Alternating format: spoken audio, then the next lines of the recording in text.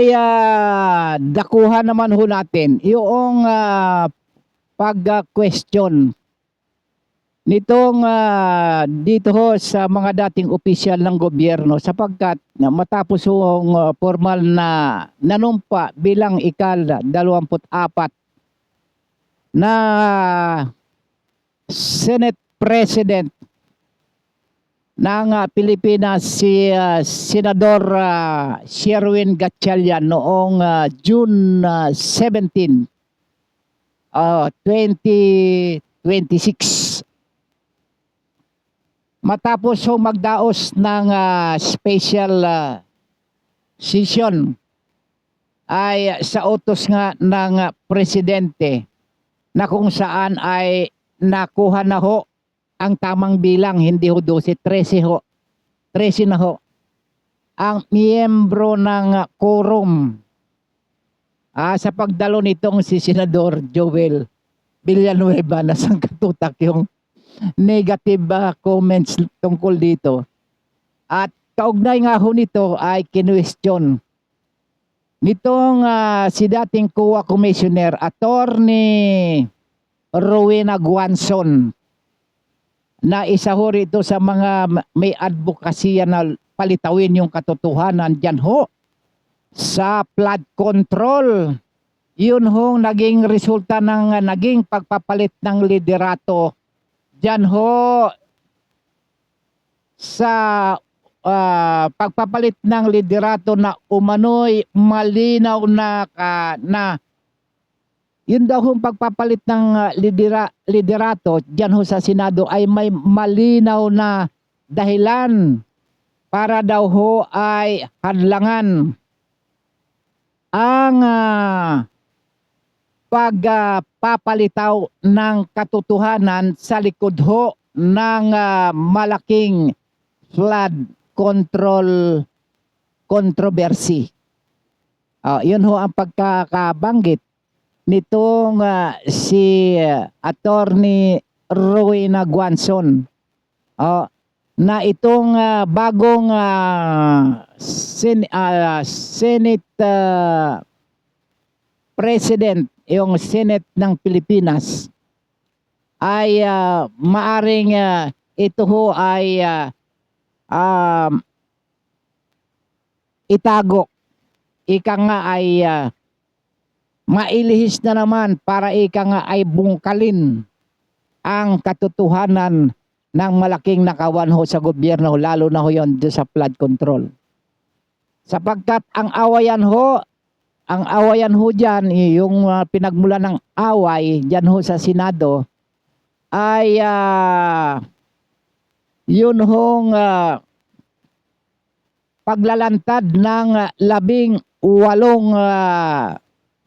dating sundalo at nadagdagan nga ho ng 4 pa at meron pa daw mga kasunod ho iyan ay naging itong mga dating mga sundalong ito ay naging security escort o kaya ay mga bodyguard o kaya aides o security ni dating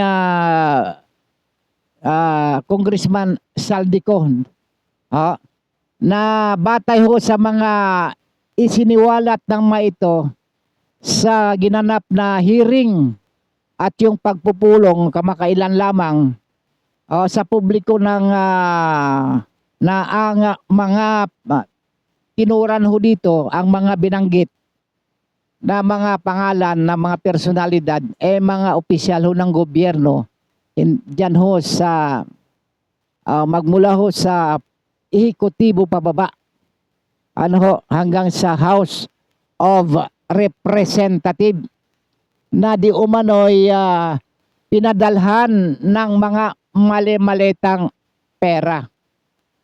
Yun ho ang pagkakabanggit. Kaya ho ang taong bayan nag-react ng husto ho dito sapagkat matatandaan na lumitaw ho sa bagong mga witnesses, so yung mga bago yung 4 Doon ho nga sa ginanap na pulong dyan ho sa bahagi ng Mandaluyong, noong Hulyo 16 ng taong kasalukuyan, kaugnay ho doon sa karagdagang malita delivery scheme. Ay dahil ho dito nagpahayag ho itong isa pang abogado. Isa rin hong matalinong abogado ho ito, si Attorney Regal Oliva. Sa kanila hong pag-uusap na kaya ho na-abort ho yung hearing na dapat ay pangunahan ni Senador Rodante Marcoleta diyan ho sa noong June 16 diyan sa Mandaluyong. Hindi na nga ho nakadalo ho itong mga ito sapagkat nagkaroon ho ng malaking mga balakid na kesyo. Anong gusto mo? Kaso? O huwag ka nang dumiretso doon? Hayaan mo na sila doon kaya silang kakasuhan. Kaya itong mga ito, yung mga dumaluho dyan, may nakaambang kaso. Sapagkat yun, abalang-abalang ngayon yung NBI. Sa pagkakaso ho sa mga ito. Sabi naman na matapang ang sinabi ni Atty. Baligo, di kasuhan mo kaming lahat, ikulong mo kaming lahat, ang dami-dami namin. Di libre na nga sila sa pagkain, hindi ba? Libre pa sila ng ng bahay. Hindi na sila uupa. Libre pa pagkain. Di malaking bagay din nga daw naman yan. Kung gusto niyo ng kaso, di kasuhan ho ninyo. Yung sabi ni attorney. Gito nitong si Attorney Oliva ay ginamit ni President Bongbong Marcos. Ginamit niya yung mga pantakot, yung mga kaso laban ho sa mga senador. Na kung kaya't kayo natakot nga ho itong si Senador Joel Villanueva na pinotakti ngayon sa social media na siya ho kumumpleto sa 13 hudas. Yan ho. Anong gusto mo? Kaso o lipat ka? Para yung maging makatwiran yung 13 sa majority sa 24 kasi 12 lang kasi kaya nakarani legitimate na kaya ang daming umaalma kaya lumipat ka na para baka gusto mong ungkatin natin yung may kaso yung tatay mo na for 3.4 billion na DPWH allocation ng SIBAC party list ng iyong tatay. Meron ka pang kasong plunder, graft and corruption. Sige. Edi, ano na sabi ni tatay? Ay, sundin mo ang konsensya mo. Pray ka kay Jesus. Sapagkat sila ho ang ng Jesus is Lord. GIL. Sila ho nagpipreach ho diyan, mga pastor ho ito si Senador Joel Villanueva. Nag-o-office ito ng pagsamba. Nasa GIL. Kaya ang sabi ng tatay, gamitin mo, pairalin mo yung konsensya mo. Mag-pray ka kay Jesus. Nag-pray ho siya kay Jesus kaso ang pinakinggan na ibang Jesus si Jesus Crispin Remulla.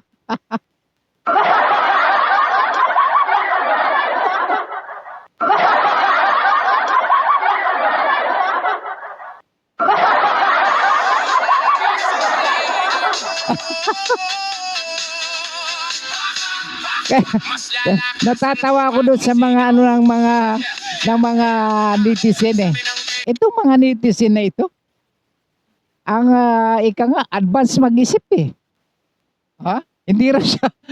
Meron pang junior is Lord. Doon sa mag-pray ka kay Jesus. Ang nanaig ho si Jesus Remulla, Crispin Remulla ng DOJ ay lipat ka. Wala kang kaso. Nagbumura pa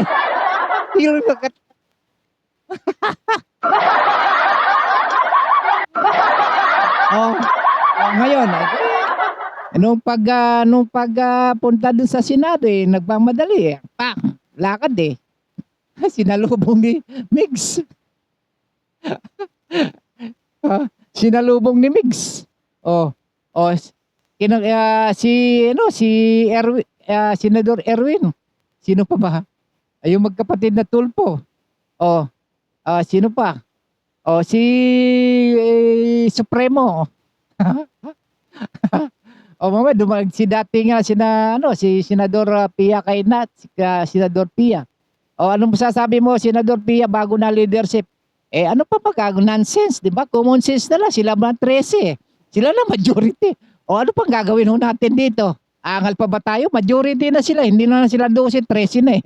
Di ba? Di ba klase talaga? Anong sabi ni Loren? Congratulations. Anong sabi ni Senador Marcolita 13 na sila. Anong magagawa natin? Di mag-cooperate tayo sapagkat legal na, hindi na sila 12.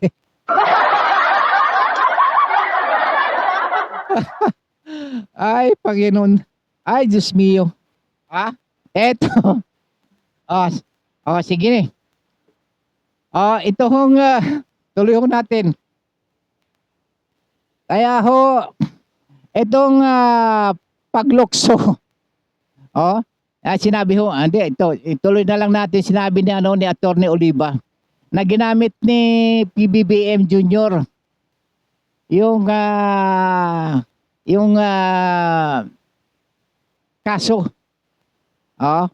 Para ma-impluwensyahan nga yung mga letter J.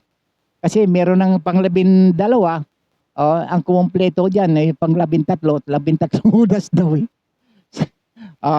Ang sabi ho rito ay ginamit ho, gagamitin daw ho yung kaso laban dito ho sa mga senador na hindi ho kaalyado nitong Senador Gatchalian, para ho i-aaksyonan ng administrasyon para ito lumipat ang ito para maging legitimate na ang pagka-Senate President ni Senador Erwin, Senador Blue Ribbon yun, Senador Joel Villanueva. Kung ginagamit ho ang mga kaso bilang political weapon laban dito sa mga kritiko ng administrasyon, hindi na daw katakatakayan. Sapagkat hindi lang mga individual na senador ang naapektuhan sa ganoong pananakot, maging ang democratic process ng bansa. Nagpaalaala ho si Attorney Oliva sa mga mambabatas na sana naman ay panatilihin ang integridad ng saligang batas. Kayo ho dyan sa Senado, kayo ho daw ay mga mambabatas. Hindi daw ho kayo mga taga-suway ng batas. Yung tinatawag ni Ombudsman Boying na law breakers o kaya ay law bender. Sapagkat ang konstitusyon na mismo, ang saligang batas, ang nagsasabi ng espesipiko na dapat ho ninyong respetuhin. You must have to respect the fundamental law of the land. Yun ho ang pagkakabanggit tama, totoo naman, mga abogado ito mga abogado itong mga ito. Kaya ho, matapos nga ho magkaroon na ho ng ceasefire, sana tuloy-tuloy na ho yan. At yaman din lamang kayo ay nagkabati-bati na, nagkakamay-kamaya na kayo, nagkahawakan lang kayo ng mga braso at mga balikat, pero wala akong nakita nagbeso-beso.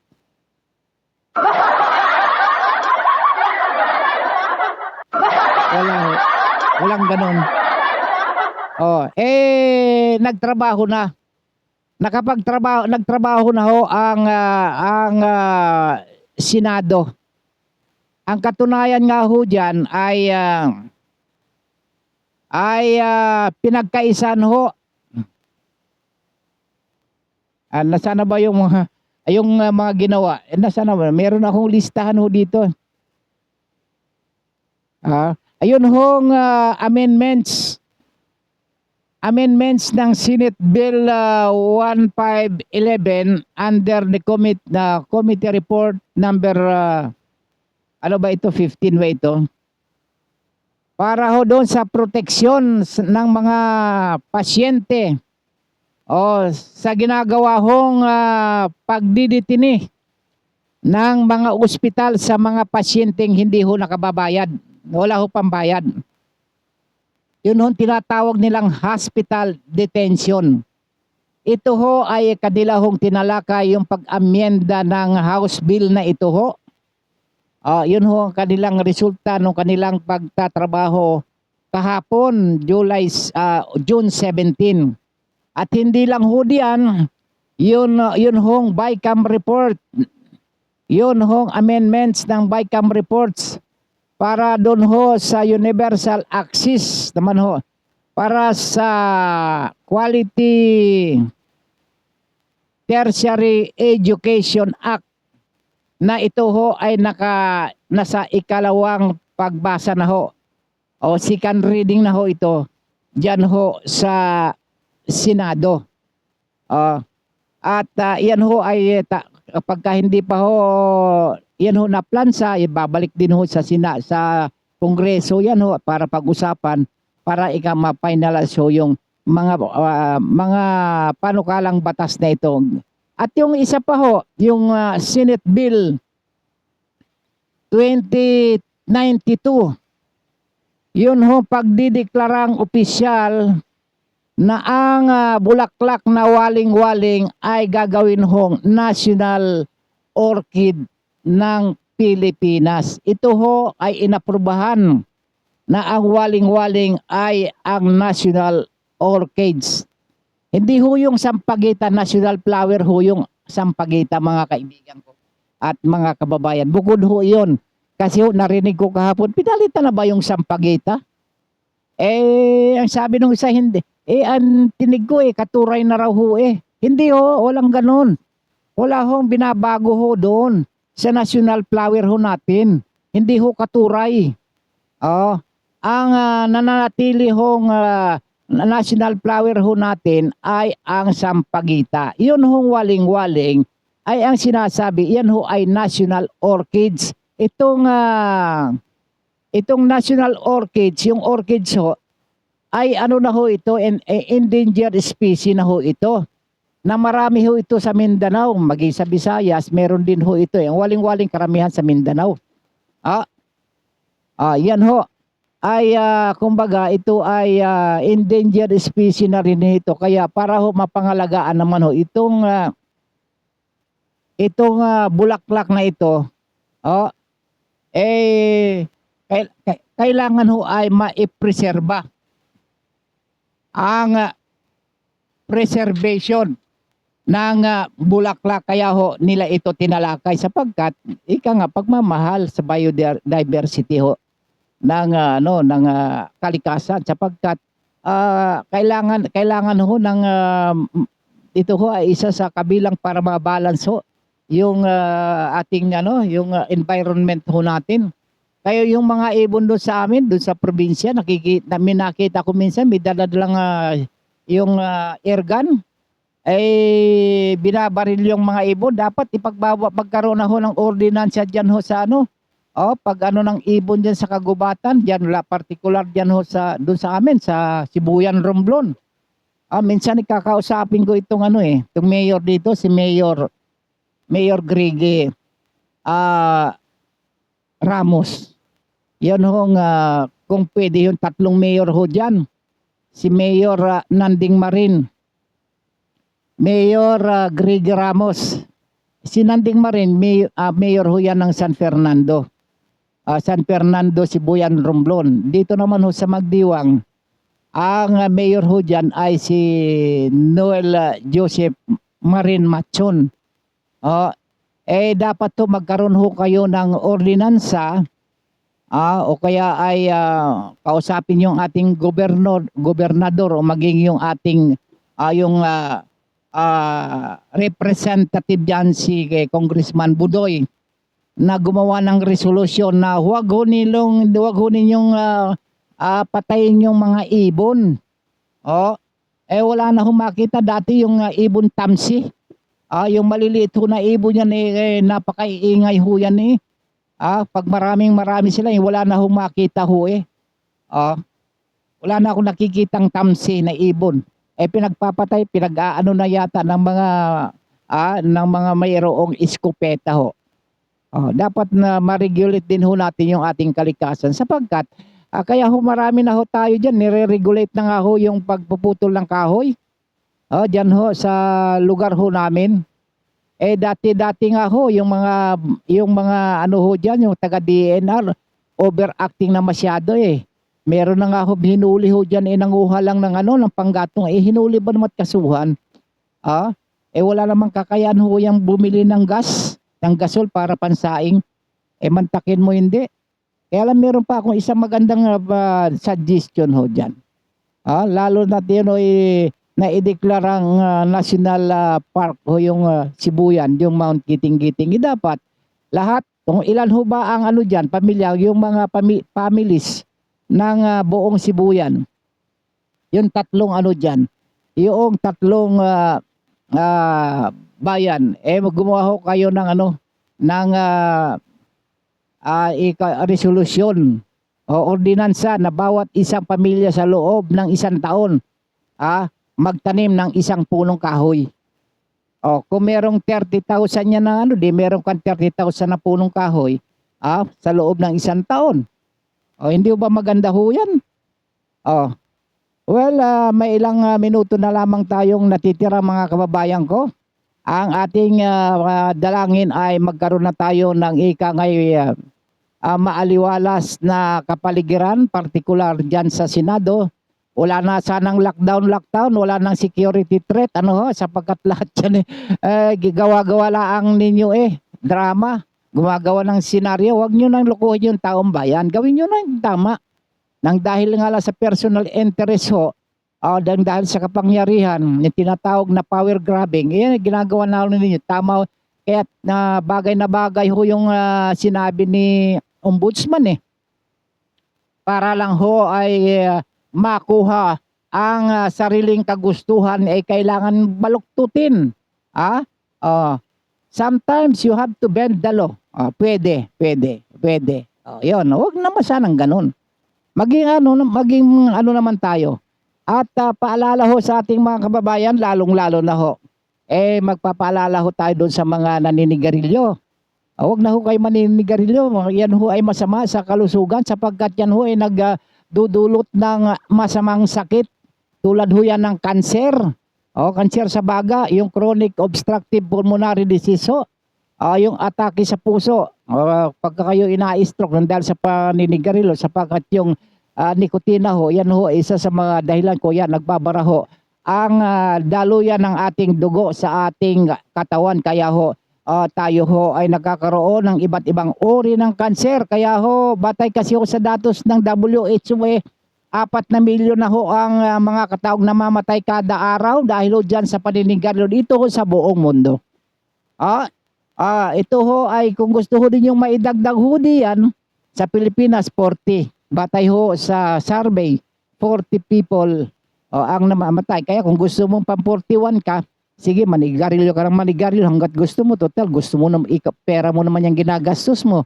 Pagkaman meron na hong regulasyon ng gobyerno na smoking is dangerous to your health, pero hindi ho nyo naintindihan kung yung dangerous, yung mapanganib, sa inyo okay lang. Para lang ho kayong bumibili ng sakit. Kaya pagka kayo na ospital, problema ng pamilya niyo kung saan kayo kukuha ng pambayad sa ospital. Pagtapos labas ng ospital, birada naman kayo uli. Kaya kung maaari, hindi naman ho ako galit sa manufacturing ng sigarilyo Ang sa amin ipaalala lang. Papaalala ho kami, hindi ho namin kayo inuutusan. Kaya ho, kapag kayo naman ay sumunod, salamat. Kung ayaw nyo sumunod, salamat din. Total. wala naman kaming pakialam diyan.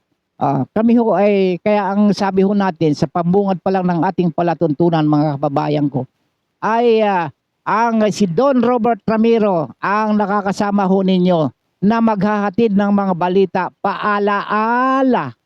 Pag sinabing paalaala, hindi ho yun nag-uutos.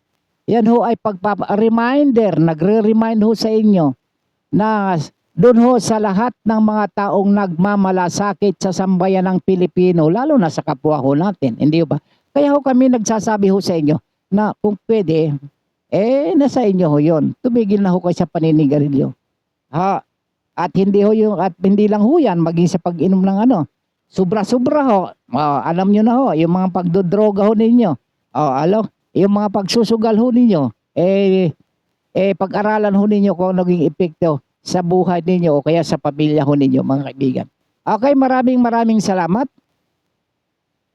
sa ating mga kababayan, lalong-lalo sa mga kaibigan natin na patuloy na sumusubaybay at tumatangkilik sa ating palatuntunan.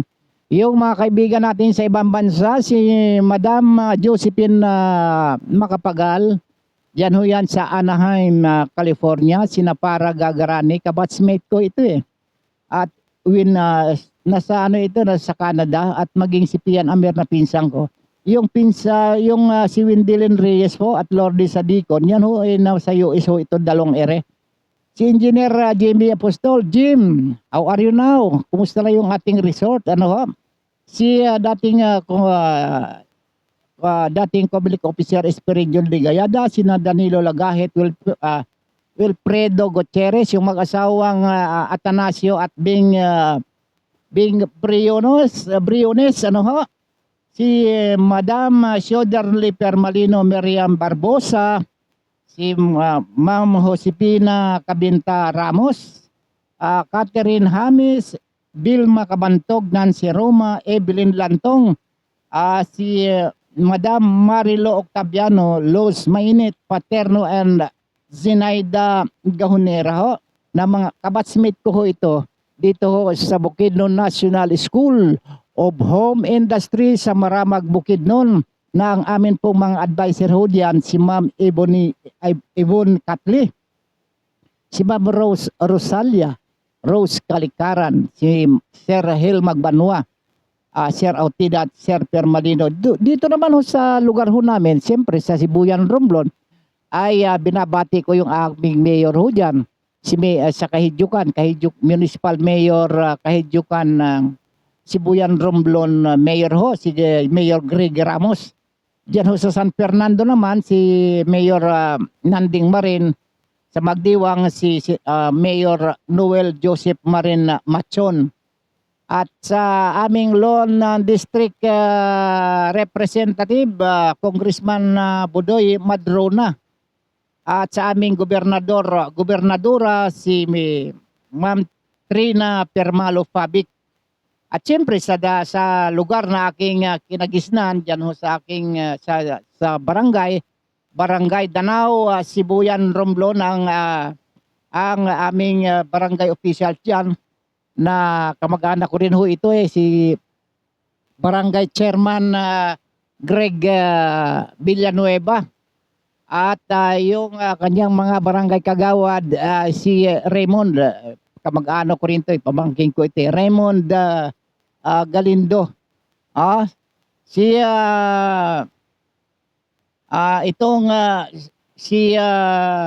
Lydia Marasigan, Henry Regala, Roger Ragot, JT Ibabaw, Arnel Rotoni yung kanilang secretary, ay si Ma'am Evelyn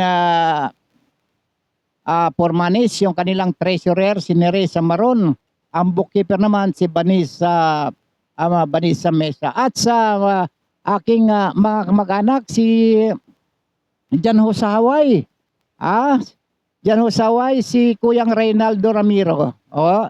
Dyan ho sa Marianas Island, yung pinsan ko naman si Noemi Ramiro ho. At dito sa kaibigan ko si Ding Grabo sa Plaridel, Bulacan. Si Kuyang Alfred Bayane dyan sa Nueva Ecija. At si Kuyang Nelson Ramiro dyan ho sa Laguna. At yung Vice Mayor diyan sa Kalayaan, si Vice Mayor Christopher Ramiro.